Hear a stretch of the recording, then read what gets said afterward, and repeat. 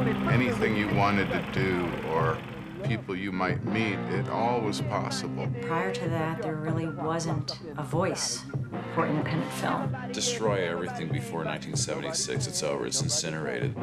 We kind of came out of the destruction. It was part of that whole thing of getting the hell out of the art world and finding a kind of cinema closer to reality. Just bought some film from the drugstore and put it in the camera and started rolling.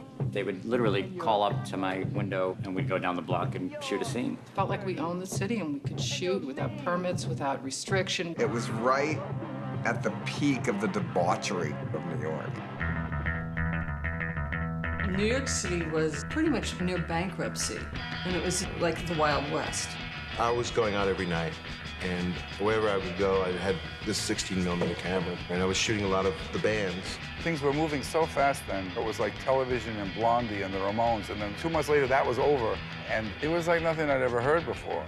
There really was this explosion, not only in film, but in music and theater and performance. It was all about wanting to be very different from what mainstream movies and culture were. I'm looking for the graffiti artist. We are all graffiti artists. It was certainly darker. It was really reflecting the times. No one was holding back. They were telling the ugly, naked truth as they felt it and as they lived it. There were some things that we did in the films that I would never do now, because I would be too paranoid that somebody would arrest me for it. You haven't got film?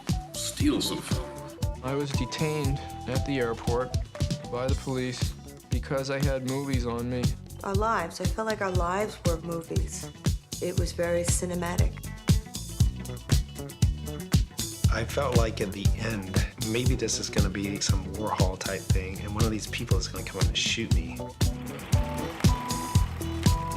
It was like the best time, the worst time of my life. You ready to take my picture?